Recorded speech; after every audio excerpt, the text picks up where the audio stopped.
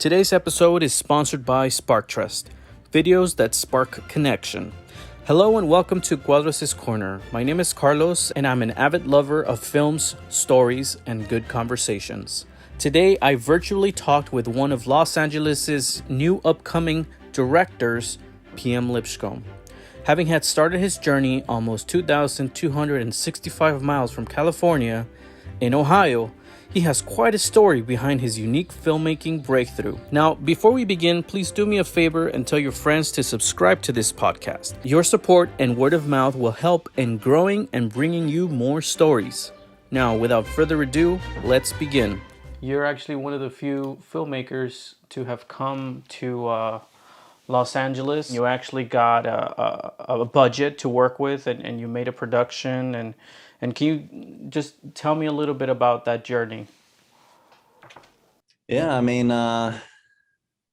making films back in Ohio was an isolating thing because there wasn't a ton of filmmakers around, and the ones that were around, they weren't like helping each other, as much as you might think. We'd help each other here and there, but at the end of the day, it was a small pond, a small little puddle, basically.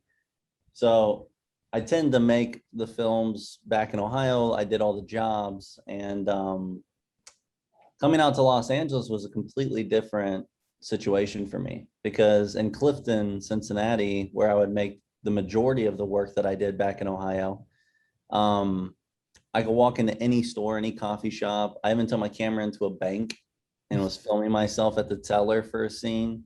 Yeah. And didn't need any kind of permits, and then you come out to California and it's completely the opposite. You can't walk anywhere with a camera without somebody wanting to know what you're doing, or, is there money? Is there a way for them to make money off of you? We even had scenes for this last picture I did, clowning, where a neighbor was so well versed with getting the little permits where they can't park that she called the producers and hounded them for a couple of weeks while we were shooting, trying to get any kind of money she could from us.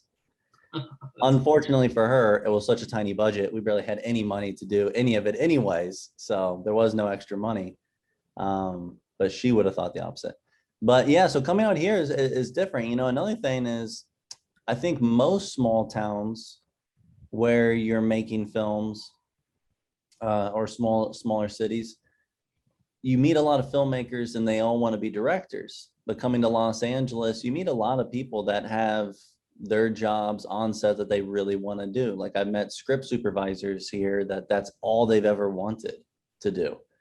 So you can really build out your film set in a completely different way, with a lot of professionals that are actually hungry to make that set work really, really well. No, I didn't come straight to Los Angeles, though. I went to San Francisco for a couple of years. Okay. And up there, I ended up working at a film school for a little bit of time. I made a fake resume and got myself into that job. I just saw it, randomly on the internet being advertised as a job available. I hadn't gone to film school or anything. So I thought, oh, this is a good back way in. I can go there and start working with 16 millimeter film stock, working with students and teaching them to edit 16 millimeter film. And got that job, did that for a while. And then... So you just sneaked your way in there? Yeah, definitely. Yeah, it was a unique experience. And for me, it felt like my final, let's say, quarter or semester to my own film education. So was it like a film school or like a university? What was it? It was a film school, so it was a university. They had a lot of different majors, and then I was in their film program, as a teacher / helping different kinds of departments out. But there's different moments where I was teaching editing and certain other elements. But yeah, it was an interesting experience. And then inevitably, if you want to do narrative-based work with other people's money, getting to Hollywood or New York is probably going to be the two.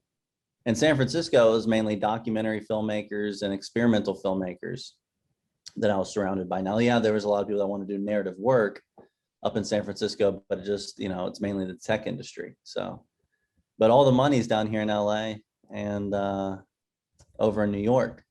Yeah. But landing in Los Angeles was interesting because when I would drive down here to find a job, I knew immediately I have to find a small rental house where I can be one of the only people working there, a little independent spot, and then I could use all of their equipment for free. So I would Google all these rental houses, and I came here and ended up meeting Los Angeles Camera Rentals, and Which is where I met you. which is where we met. Yeah, and yeah, and almost all my connections came from that specific job. And back when I was in Los Angeles, I was seeing all these opportunities opening up for you. And I remember one of the things that you told me that was very fundamental, which is my next question. What is, or what are some of the fundamental things that opened up these opportunities for you? And one of those that I remember you talking to me about was networking and talking to people and getting to know people. Is that still one of the fundamental things, or do you have a couple more? Can you talk a little bit more about that? Well, networking is going to get you a certain distance, right? Networking will get you onto a set. Now, in what capacity would be the question mark? You might meet a lot of people in a very short span of time and start doing a lot of jobs. But I think the thing that helped me the most at this point in my life is April 23rd, 2006, I started making films. And on that day, though, I was just writing. I didn't have a camera or anything like that. So I made films for years and then came to Los Angeles, which I think was a huge difference because when I would network, which is pivotal, it wasn't me starting from the bottom. I had already made a bunch of films. I had already learned all the different jobs on set. So I was, also too, with networking, there's a fundamental misconception. When people think about networking, they think to themselves, oh, I need to find something I can get from this person. You should be doing the opposite. You should be figuring out what you can do for them. Yeah. What is missing in their arsenal that you can provide, whether it's being a PA, or at one point I was a first AD on a small little show that was going on, and just kind of being able to fit into certain kinds of cracks, and so with that kind of philosophy of being wondering what they need, you're not trying to think what can I get from them, so you're legitimately curious, and then just be open about what you're doing. I think one of the largest mishaps a lot of people do, they don't talk about what they want to do enough, or they don't talk about the stuff that they've created or what they're writing currently. So I think that's a big, I think, at the end of the day, it's like, if you want to, whatever it is that you want to do, you should be doing it all the time for no money. Just do it for fun, do it on your own, read about it, watch interviews, go to bed listening to podcasts where people are talking about it. And, it's like, burn it into your mind. And then no matter what, when you open your mouth, it's going to come out. Nice. So then, what you're saying is that instead of thinking of networking as getting something from someone, is offering something that you know how to do and helping others. Yeah. At the end of the day, I mean, if you have wealth, spread it. That's an important element, I think, in life. And if you do spread the wealth, well, inevitably you're going to be networking. Inevitably, you're going to be meeting lots of people, and then be open about talking about what it is you're passionate about and what it is you're working on. I mean, I always talk about all the scripts I'm writing to whoever will listen, Yeah. even in the line at a restaurant. Yeah, you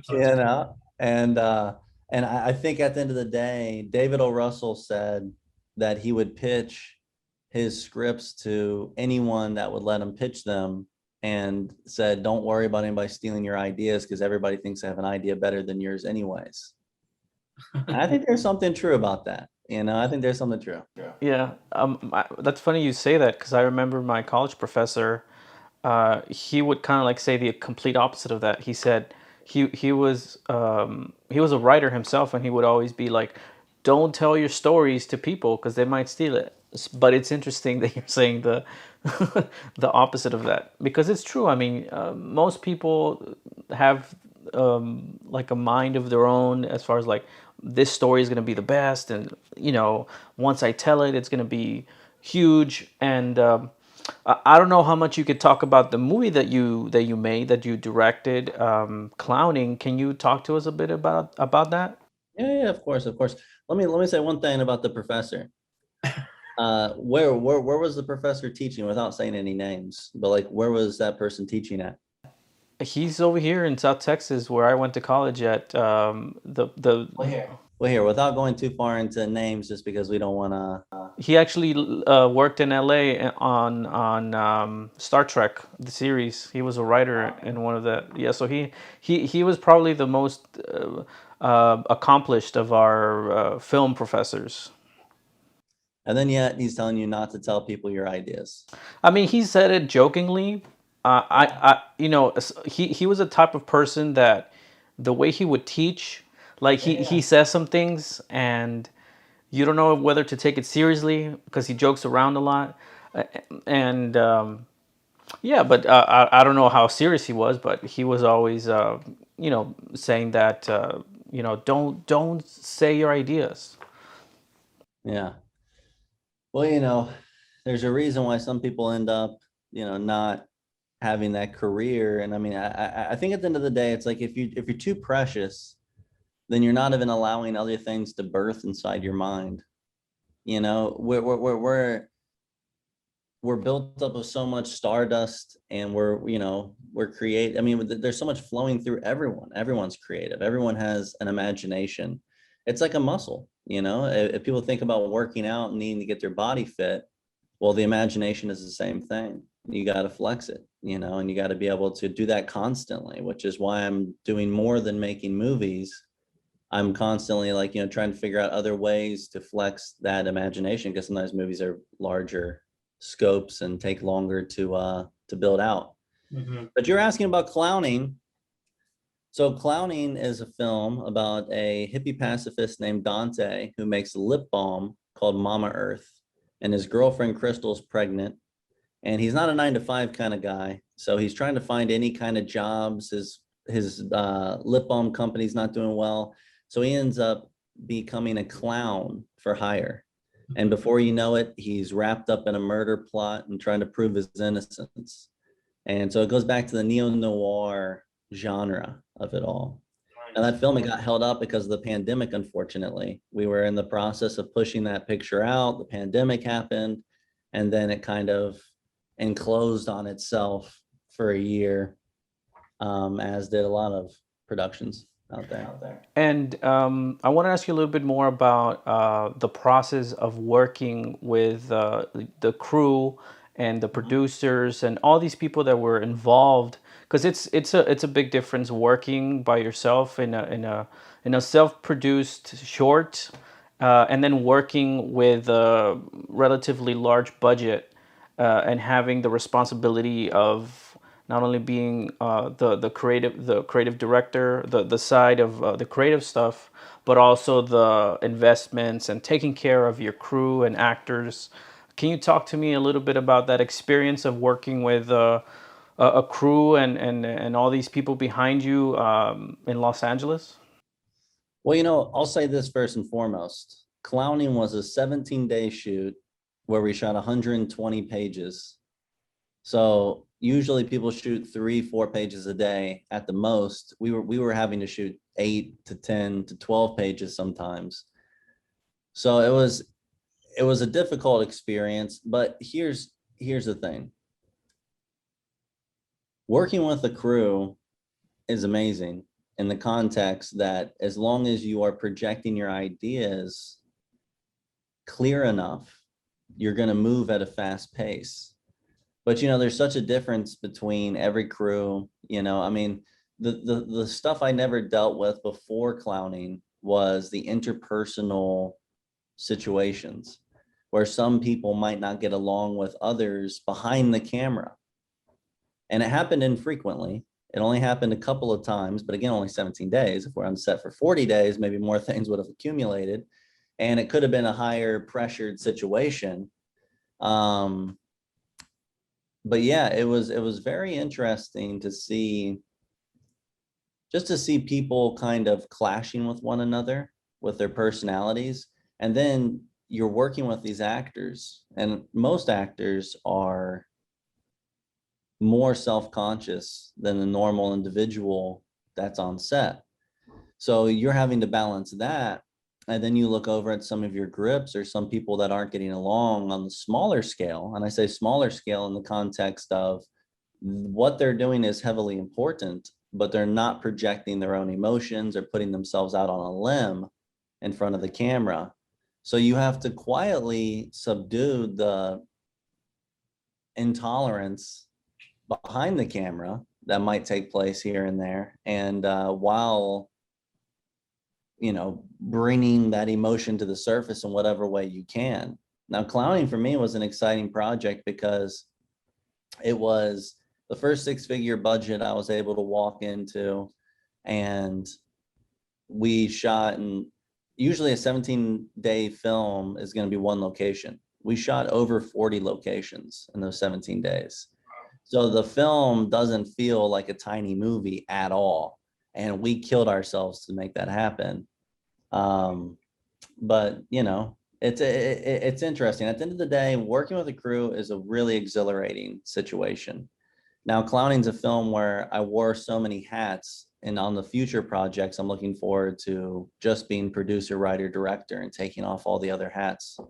Because I washed up on shore by the time I was done editing the movie, and then the pandemic happened. Yeah. So I was like killing yourself, and then suddenly the real world issues start to take place, and you wonder, where you've been standing in a corner playing imaginary for so long. But yeah, I mean, it's heavily worth it, obviously. So, when would there be a possible date for this movie to come out, or what's the plan? Well, right now we've had some festivals inviting us to put our movies into their arena, so we're feeling that area out. I just did another movie called Outcry during the pandemic, and that one's being pushed straight to distributors. And so clowning might piggyback off of that one, depending on what we do with these festival possibilities. Mhm. Currently, clowning is in a different arena where it was made independent with independent financing.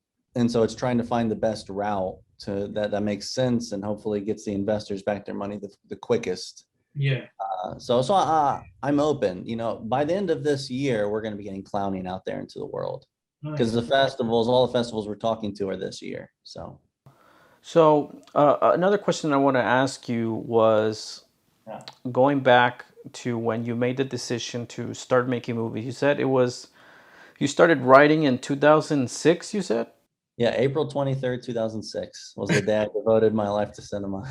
So So how did you come to the decision of, like, I'm going to start doing this? What had to happen for you to come to that decision? And just talk me through the journey of being a filmmaker in a world where, outside of Los Angeles, people don't normally think something like that is possible to do as as a career. Well, the first 8 years I was at it, there wasn't a whole lot of people that had my back. I want to say that first and foremost. There wasn't. I did have a great supportive family. Obviously, that's like the backbone to a lot of people's success, I think. Um, but being completely removed from the industry, having no connections in the industry at all, what took place for me on that specific day, just to go into this little tale, is gosh, it's such an interesting little story. Certain amounts of chaos took place, and my friend and I found ourselves in an awkward position. Now, at the time, we were smoking weed pretty heavily, but we had stopped 2 or 3 days before this moment. And I'm not sure if you've ever partaked in that situation for a long extended period of time, but when you stop, your dreams become more surreal. Um, and basically one day I woke up, I told my roommate, Danny Jansen, the dream I had, and he listened to the dream in its entirety and then responded to me, you should make movies. And something just clicked in my soul. And I just knew like that's right. That is what I'm supposed to be doing. And it's interesting because my whole childhood, I would go to movies, two movies a week. My grandma Betty would take me to the movies all the time. And I would see all these pictures. I would never pay attention to the credits. It's not something I paid attention to. To me, it was like a dream state. But there was all these little factors where, like, for instance, when I was young, my family would always play the game saying a line of dialogue around a table and everybody guesses what it's from. And I would say a line of dialogue that didn't exist. And eventually my family would start saying, oh, it's obviously from the Patrick Show and stuff like that. So at this moment when my friend Danny said this to me, just so much came to the surface in my head. And I instantly on 423 started writing. And because that's all I had. I just had notebook paper. This was during the time of VHS tapes going into DVDs, but DVDs weren't even that, they're pretty new on the market at the time. At least new enough that you still had like a VHS collection. So I was just watching tons of VHS tapes and started paying close attention. And then somehow it accumulated over the years to getting a camera and making little films. So it was more like a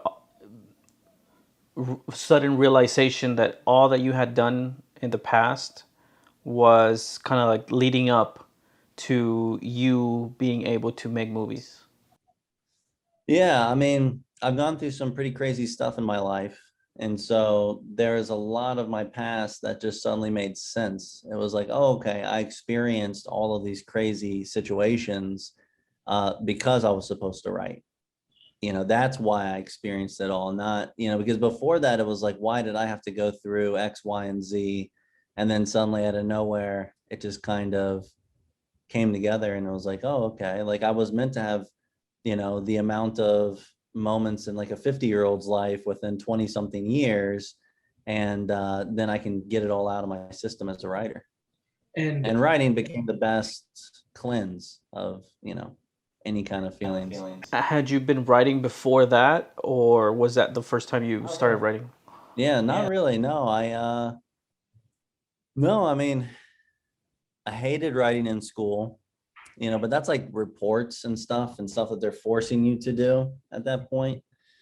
So it makes sense. But yeah, no, I mean, I did do a lot of painting, like as far as I was always interested in the arts. Yeah. So there was always little competitions going on here and there, and I would enter these little competitions growing up. But yeah, never thought about filmmaking until that moment in Nelsonville, Ohio. That's where we were. Nice. So, do you still keep in contact with your roommate? What was his name? Danny Jansen. He has a couple of kids. Every once in a while, I write him and thank him. Just every once in a while, I probably thanked him at least a dozen times by this point. But no, we don't really. I mean, he's still back in Ohio, and I know I've seen pictures of him with his children and his wife, and lovely family.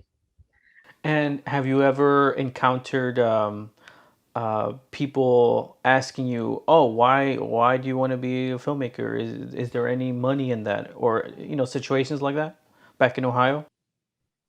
Well, I think so. I mean, there would be moments where I would talk to people and you could just feel their doubt. People usually aren't as forward, and usually, they're just kind of like, oh, cool, you're making films, but like, what do you want to do with your life? But see, I love people. And so part of why I love making movies is I love the idea that I might put something out there and someone might feel this kind of sudden acceptance, this feeling of not being alone. So that's what keeps driving me to want to keep writing and keep making things and investigating the human soul. Nice. Nice. So now that you've gone through all this journey of writing and going to San Francisco and becoming a university teacher and making your own, writing your own movie, clowning, and having it produced. What's something that you're looking forward to the future? Like, what do you think is the future of filmmaking in your opinion? Because if anything that we've learned from this past year is that the world is changing more and more to online, and streaming is becoming more accepted, and the whole industry was kind of like shaken up this past year. What do you think is the future of storytelling and filmmaking in your opinion? Well, nothing will ever take movies away. The movie theaters will always stick around. I know that that was kind of up to discussion a bit during the pandemic, but also like 90 years ago when cinema was taking over, people used to say that theaters, the little playhouses were gonna fall by the wayside. Yes. And so basically, if you think about 90 years ago, people saying like, oh, cinema's taking over and no one's going to go see plays anymore. Well, nothing's going to change about the movie theater setting. I mean, I'm already going back to the movies, and they've opened up and we sell out all the time still here in LA. Now those movies are at 50% capacity or something like that. So they sell out a little faster. But as soon as they take the mask ordinance off, I mean, everything's going to open back up fully. Now, the future of cinema and future of storytelling is changing rapidly. And I would say cinema's going to be there, television's going to be there, but I do think video games are going to start integrating into our lives in a different way. Like when I was growing up, I'd play Mario Brothers and stuff like that, and you would never think of that as telling a story. But now you have games like Death Stranding and all these other games that have 8 hours of cinematics, and like they're telling stories as well as cinema, but they're interactive. So the way that they're holding on to people's attention, if I'm not mistaken, I think Netflix is now putting money into video games.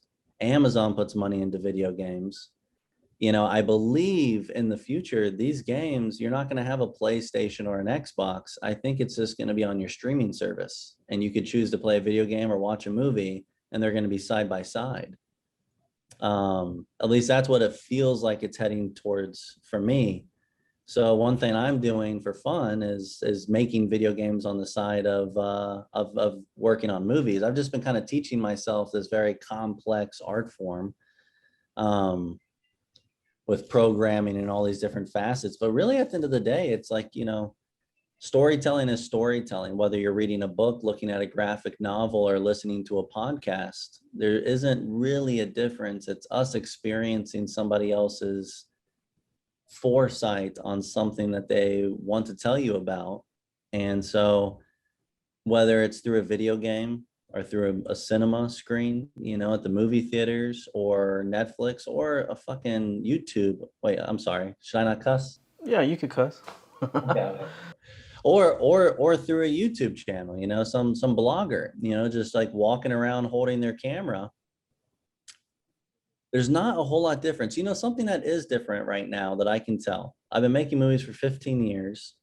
Around 10 years ago, people were less literate regarding the cut and regarding certain kinds of things that now, I mean, children are literate when it comes to dissolves and like the vernacular of cinema because of YouTube and because of all these things where we're taking in constant videos of whatever it is that they're watching. We're really inherently learning this cinematic vernacular. So inevitably it is going to alter for the best, I believe. Say 90 years from now, I can't even imagine how much more advanced we're going to be. Because when you look at the history of cinema, the silent era was doing so much with the editorial side of the creation. And then when sound came in, it started to push that side of it out. Because with the advent of sound and having to hide microphones, editing got slower and changed the pace. So I feel like now we're going to get into this day and age where things are going to begin to do whatever the heck we want. You know, I mean, we're really going to get to this new creative standpoint. I mean, especially nowadays, you can download half the softwares you would need for anything for free. Yeah. That probably won't be forever, I'd imagine. And you mentioned that now you're taking up a hobby of creating video games. I recently played Lucy's Land, which is your video game that you created. If people are interested in playing this game, which is really amazing for a first time uh, game to be created by someone who's never done it before, I definitely had a good time playing it. Where could people go and play it if they're interested? Well, Lucy's Land is on itch.io. I think you might have some kind of link or something someplace, but at the same time, it's a first game. You know, it's I'm gonna make all of my games under the name Hiccup. So Hiccup is gonna be, yeah, Hiccup is gonna in the future here. Once I get a couple of games in, you'll be able to Google Hiccup and then they'll pop up all over the place wherever they're distributed. Because now there's like 9 or 10, you know, also there's no cap on distributing a video game. Like you try to distribute a movie, you have to break through a seal of approval. But video games, you could just distribute them 10, 12 different distributors instantly yourself, put your own price on it. Now you have to have your audience and people have to check it out, you know, and be interested, but it's interesting. Yeah, for sure. I take great interest in video games because you know it's like you were saying, it's storytelling, and I wanted to ask you a couple more last questions. If you had to talk to your younger self, let's say you were talking to Patrick back in April 23rd of 2006, and you had to tell him a piece of advice, or maybe even some fundamental things that kind of like helped you along your journey, what would you tell this younger self? So if I had a few things I would say to my younger self from April 23rd, 2006, it would be one, read more fiction. You know, it's always great to keep reading. Werner Herzog, he says it constantly, read, read, read, read. You're never going to be good at filmmaking if you don't read. And then two, I would tell my younger self, you don't need to identify as what you want to be. We're multifaceted. We are so many things. You know, I love skateboarding when I was young and still skate every day now. But there was years I stopped skating because I was a filmmaker and that's what I was. You know, I think it's important to understand that, especially in our day and age where there's so many interesting things for us to dive into, we have an infinite amount of time. I think people get caught up on the idea that we don't have that much time, when really there's a lot of time in a day. If you just take a deep breath, split it up accordingly. I have a little work schedule on my wall here that breaks down every couple of hours throughout the day. And it goes between filmmaking, making video games, skateboarding. And so, you know, that wasn't how I used to live. You know, I used to be very strict and I have tattoos, but Stanley Kubrick didn't have tattoos. You know, there was things that I felt separate from all these filmmakers for a long period of time. And then now I realize so strongly that we're meant to be individualistic. So be okay with that sooner. Yeah, nice. You know? I really like that. Yeah, wow.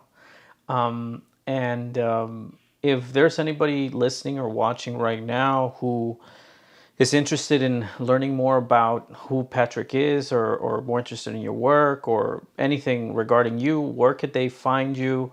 Where could they go? Well, you can follow me on Instagram at PM Lipscomb. And you know, if you DM me, I would definitely return you know, I love talking to new people. I have a Facebook, but I'm never on it. Um, you know, it's really, I think through the Instagram, I might make a YouTube channel under the name Hiccup Yeah, and that would talk be great. about, yeah, and talk about filmmaking and video game creation, because it's been interesting diving into making games, and I kind of want to document the whole process of it. But I also want to keep talking about filmmaking, so I want to try to build an audience where it's film and games and skateboarders and just put it all together and just talk about all of it, and not draw a line in the sand and pretend that we need to strive for an Oscar when you could just strive to feel complete. Yeah, nice. Wow. And is there any last words you like to say to the people watching? Well, I say you guys are real smart to be listening to Carlos and his podcast. That's for darn sure. He's definitely bringing some good people together here. So my big final words would be, you're good enough being who you are. You have to remember that there's nothing more you need to do to be better. Just be honest to everyone around yourself. And then always live your life by a very specific rule that I live mine by. And that is, you have to navigate from where you are, not from where you wish to be. And that was something my dad told me. And I believe it comes from some Buddhist law or something like that. But he would say it to me all the time when I was young. And that's why I've made 3 features and 35 short films. Probably, I would think, because he'd always say you have to complete your projects, navigate from where you are, not from where you wish to be. And so I guess that's like taking, one step a day, and then a new little note that I have posted over here says, never have a 0% day. Even if all you do is 1% of work, never have one day, don't let a day go by that you don't do anything. Thank you for listening to this episode. If you haven't already, please subscribe to the podcast on your favorite podcasting app and get stories like these every time. If you enjoyed this episode, then do us a favor by either sharing or viewing the podcast on Apple Podcast. It will help grow the podcast and make future episodes that much better. If you have any questions for me or my guest, head on over to my Instagram, carlosjcuadros. That's CarlosJcuadros, and ask away. If you would like to support this show, please consider sending a donation to Carlos J. Cuadros on Cashapp. Thanks for watching, and thanks for listening.